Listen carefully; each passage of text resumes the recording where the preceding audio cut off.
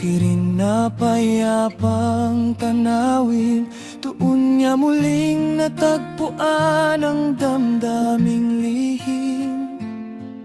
Ang mundong malayo sa ingay at suliranin ng lungsod na iniwan niyang puno ng damdamin.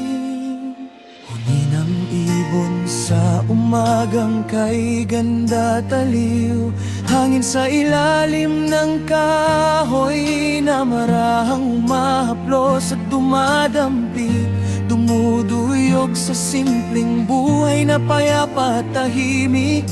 Unti-unti siyang umahon mula sa pait at sakit.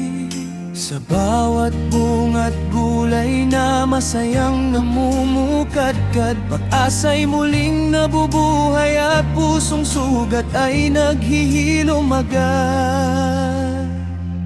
Ngunit isang araw ay may dumaan sa daan, binatang may dalang katahimik at kabutihan, kasama ang kalabaw sa gitna ng kakahuyan. Parang may lihim na tadhanang nakalaan. Sa unang tingin ay di niya maipaliwanag bakit puso'y ay biglang bumilis at lumakas. Mula noon ay di na nawaglit sa isipan ang mukha ng binatang tahimik at marahan.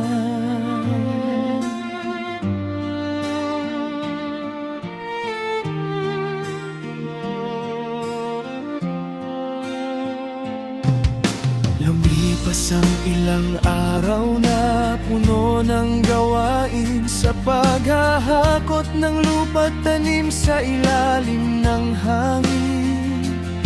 May dumating na isang binatang kay tahimik na tila ba'y matagal ng bahagi ng paligid. Matangkad at kayumanggi na kay gandang pagmasdan, may presensyang kakaiba at hirap kalimutan.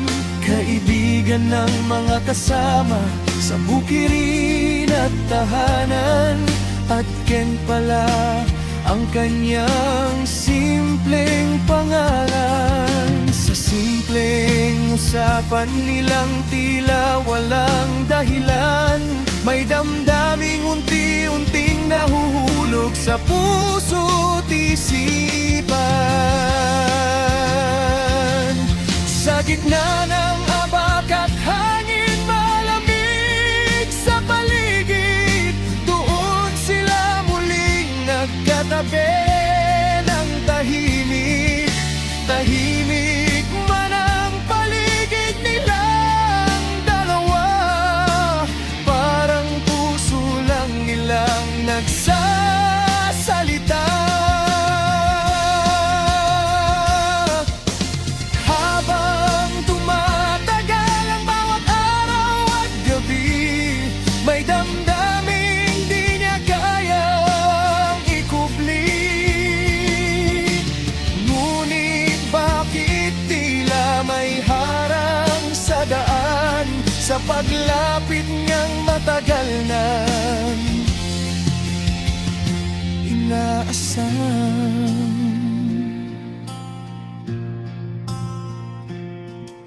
Marami ng taong dumaan sa kanyang buhay, marami nang naging bahagi ng bawat tagumpay.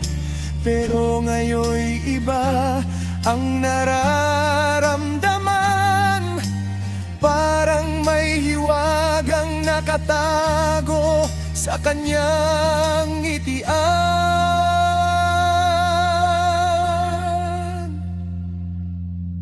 Di niya maintindihan ang pintig ng damdamin, Bakit puso'y natatakot pa rin aminin?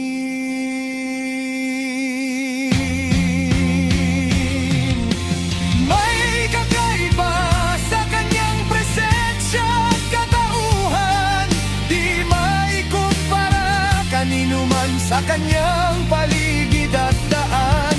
Habang mas lalong nakikilala sa bawat usapan, mas lalong lumalalim ang hindi maipaliwanag na dahilan. Sa bawat titig at bawat sandaling makalapit, tanong ay bumabalik kahit pilit. Ikinukublit, pinipilit, ano nga ba talaga siya sa pusong nag-iisa? Sa buhay na matagal ng kulang sa ligaya,